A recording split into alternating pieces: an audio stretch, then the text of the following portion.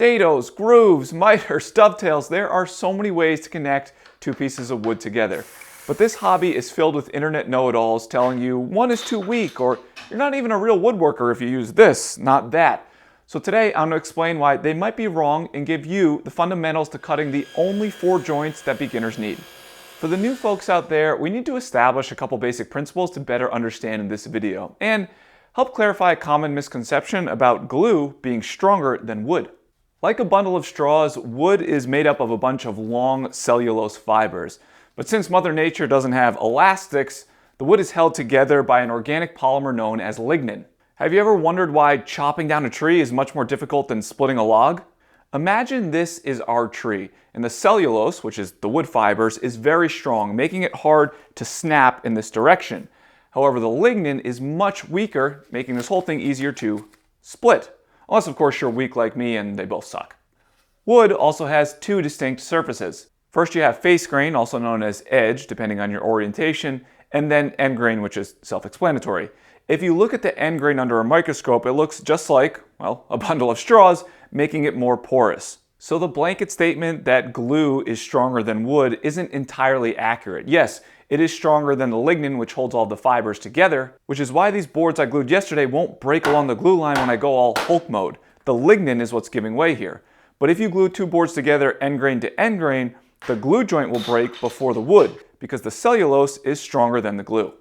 Now that we're all speaking the same language, let's get on with it. When you want to join 2 pieces of wood, or I guess straws together, I'm sorry sea turtles, at a 90-degree angle, it's known as a butt joint. Before you cut and assemble, it's best to verify your saw is actually at 90 degrees, and if you hold your workpiece up with a combination square, you shouldn't see light peeking through. If it's off, go back and fix it because it's not going to magically correct itself during the assembly. Here's the problem though, it's an end grain to a face grain connection. Applying glue to the end of a board is like, well, pouring it into the open end of a straw, meaning you lose a lot of the glue strength. There is a little bit of a trick to work around that. I like to apply a layer of glue, let it soak in for 5 minutes or so, then apply a second layer which will somewhat sit on top of the first layer. But even then, this is still a weakish joint. I mean, it's fine for a decorative box that will sit on a shelf, not so much for anything that will be stressed. So how do you strengthen it or skip the glue altogether? Now, if you're an old-timey folk or you're building a house, you can just smash some nails right in there. But we are neither of those things, which leads us to screws. And since you're going to be sinking this into the end grain, I would recommend drilling a pilot hole to keep this from cracking. Your pilot hole drill bit should be the same thickness of the screw shank you're using, not including the threads, but don't actually drill yet because I bet most of you don't know this next tip. A standard wood screw has a smooth shoulder area, and the idea is to countersink it deep enough so that the smooth portion stays in the top piece and the threads are in the bottom board, which will pull the 2 pieces together. After doing your countersink, then drill your pilot hole in the center. A fully threaded screw will still be more than strong enough, but let's say your joint is a little out of whack and there's a gap between the boards. Thanks to science and physics, a partially threaded screw is more likely to bring it all together nice. If it's something crude, you can leave this exposed, but one of my favorite ways to clean it up is by plugging the holes. Drilling out plugs with a plug cutter using offcuts from the same project can really hide everything, or you can use a contrasting wood as a design detail, which is something I really like to do. Either one is going to take your project from meh to pretty good.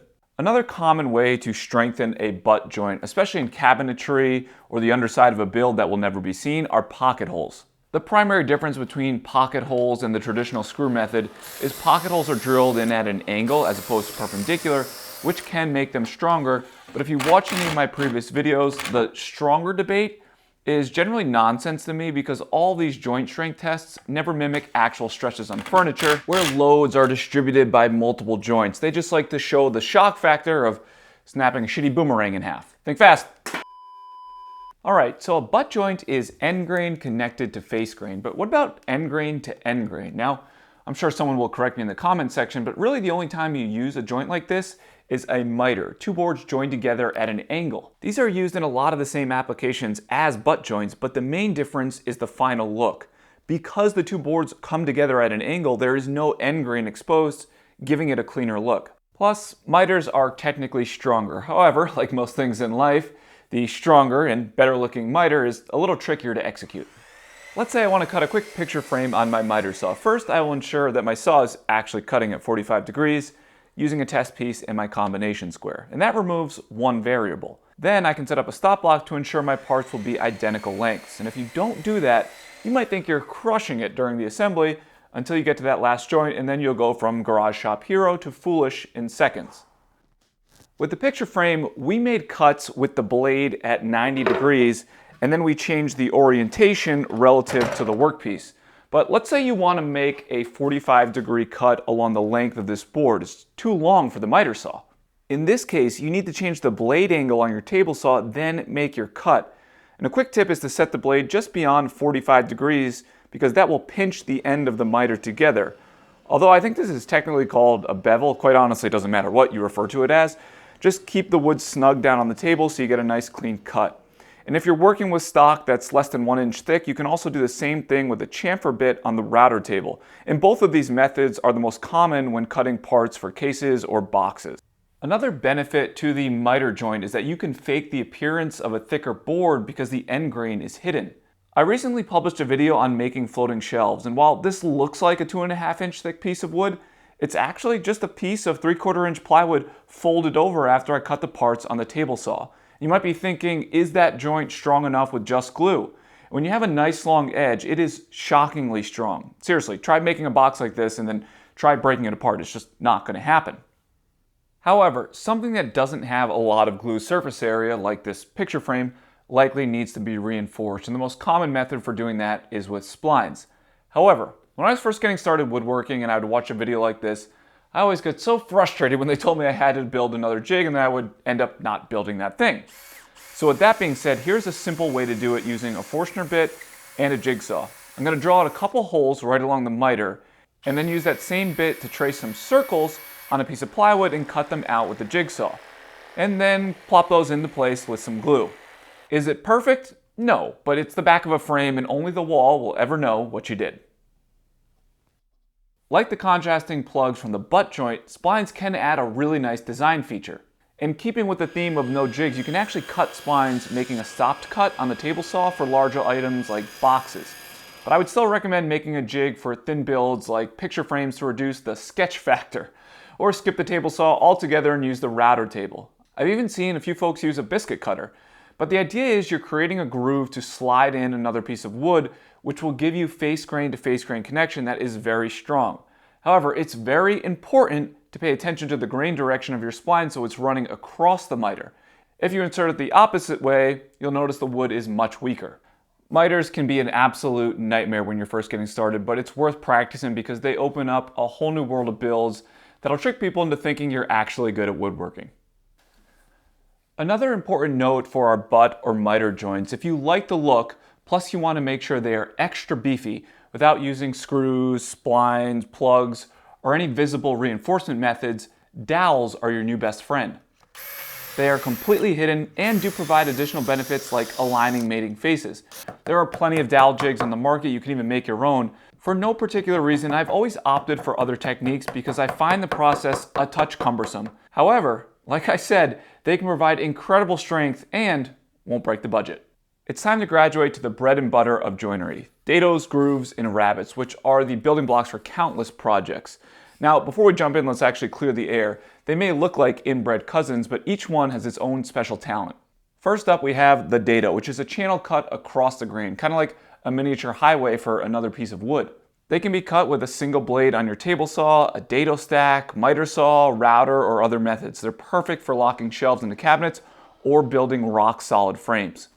Next on the family tree, we have the groove, and this guy's similar to the dado, but it runs with the grain.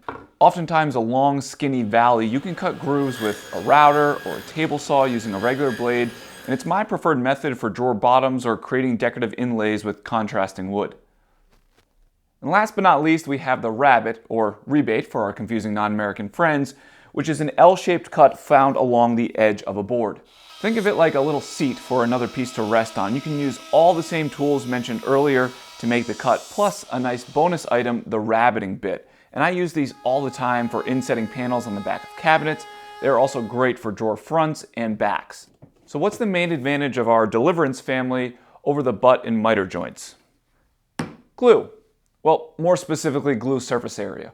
Notice how much more wood-to-wood contact a dado has over a standard butt joint. And since you were paying attention earlier, you know all about glue being stronger than the lignin. Additionally, aside from strength, these joints can be easier to assemble because they do a decent job of remaining square on their own. You might be asking if these three joints need to be reinforced, and I'll answer that in a moment, but it's likely not what you're thinking. First, I want to give you some of my favorite tips for cutting rab groovados. That was the best word mashup I could come up with. If you got something better, let me know. When it comes to setting blade in router bit depths, the general rule of thumb is 1/3 the material thickness. And if you have a 3/4 inch board, set your blade to 1/4 inch. Now, if you're using a single blade on the saw or even an undersized dado stack, sneak up on your cut using test pieces, checking the fit along the way. Router bits get a little more complicated and it's best to work in reverse and plane boards down to match widths or buy specialty sized plywood bits if you're working with sheet goods. As far as the fit, you want something snug that doesn't require too much force to get it to sit properly in the dado or groove. You should be able to pick the parts up together and friction keeps it from falling apart. Too loose and you don't get the benefits of glue surface contact. Too tight and you're likely not going to be able to assemble your project. Back to the question you might be asking, do I need something other than glue for these joints? Now, dados and grooves are already locked into the wood, so absolutely not, but what about the rabbets? Believe it or not, when you add a dowel to a rabbet, it actually weakens the joint. My buddy Scott Walsh did a whole video showing the results if you don't believe me, and I'll leave a link below so you can check it out. But glue alone is all you need for these three inbred cousins. While we're on the topic of strength, there's another joint that is very similar to miters and rabbets that the woodworking gatekeepers love to hang over your head: dovetails. And there is no doubt that a proper hand-cut dovetail is not only awesome visually, but the mark of a talented craftsman. And it's way above my pay grade. Although, I did use a handheld router to make this. Here's the deal though. If you want to get technical, pushing 100-year longevity to the side, dovetails are actually weaker than rabbets and miters. And if you want to talk about longevity, well, we can't because modern wood glues haven't been around that long. Maybe someone will remind me in 50 years for us to do a follow-up. And I know I like to rag on these joint strength videos, but the data actually shows if strength is your main concern, a looser fitting, worse dovetail, within reason, will actually be stronger than a perfectly cut one. It's the same thing with box joints. And why is that? You guessed it, glue. Because less glue will be squeezed out, and we've learned just how strong modern glue is. At the end of the day, if someone tells you that your rabbets or miters aren't strong enough, they're 100% incorrect. And while dovetails look cool, beginners need to focus on the joints in this video first because they are way more versatile. Aside from knowing what joints to use and getting your machines calibrated, part of the secret sauce to ending up with tight fits are quality layout tools and knowing what to use. Now, for any beginner, when it comes to joinery, start with a good combination and double square. And if you've watched my videos for any length of time, you've likely seen me using this assortment from PEC. Now, what I like about this 4-inch double square is that it's small enough that it's easy to handle when you're working on edges, plus you get access to both sides. If you're someone who builds larger projects like I do, a good 12-inch combination square will be very handy. And the nice thing is they are great for checking 45s like you saw me doing earlier. Now, PEC manufactures these squares in the US using high-quality carbon steel. And all the rules have etched graduations if you want to use a marking knife. Sounds a little bit like this. Pretty good, right? Their squares are guaranteed accurate to some crazy tolerance. I want to say it's like 2/1000ths of an inch. And if you need anything better than that, go build a spaceship. But everything on these is such high quality without being outrageously priced, which is why I've been using them for 3 years now. And when they reached out a year or so ago and asked about a partnership, it was the easiest yes ever because I was already a customer and user. PEC also sells a variety of other layout tools made stateside using only quality materials that I think makes them the best bang for your buck in this category, no questions asked. I promise you, this is not a purchase that you're going to regret. I get messages and emails all the time from people who are happy that I turned them on to this brand. So a big thanks to PEC for supporting me to make videos like this one. Not technically in the same family, but somewhat related to rab groovados are half and crosslaps. Some of my favorite joints to make, but they can be a bit persnickety. And the idea with lap joints is to join two boards together so both faces are flush with one another. It's like what you get with a butt or miter. However, the two pieces are cut in a way that they do a bit of a high five. And that handshake creates an incredible amount of surface area for our good friend, Mr. Glue, making this one of the strongest joints in woodworking. Half and crosslaps can be used for everything from a basic picture frame to chair parts to the rigid base of a workbench, and their versatility and strength makes them one of the most valuable joints in your arsenal. The only downside is the exposed end grain, which can detract from the design and getting them dialed in just right. Now, you might have figured this out already, but laps are really just ancestral dados and rabbets, so you can use all the same tools to make the cut. The trick is getting your blade or bit set to exactly half the material thickness, and I'll demonstrate on my table saw, which is my preferred method. Now, using a scrap that's the same thickness as your workpiece, set your blade to slightly lower than halfway, and then position a stop block so the end of the workpiece is just right in the center of the blade. I'm going to make a cut, let's call that the A cut, and then flip the board over and repeat for the B cut. Now, you should have a nice thin strip left because the blade is still too low. So barely raise the blade and then repeat those cuts. Your blade is at the perfect height when your A cut leaves this tiny sliver that the B cut cleans up, and lock that into place and don't move it. Blade height is only half the battle though, because if you're making a bunch of crosslaps, you need a way to easily cut the correct width on both pieces. For instance, if I want to join these boards, I'll line up my first cut with the saw blade and then place my mating piece to the side and position a stop block. But notice what happens when you remove that board and slide everything over. The edge of the blade is outside the line, meaning if I make the cut, the joint will be too wide by exactly the width of my table saw blade, and that's known as the kerf.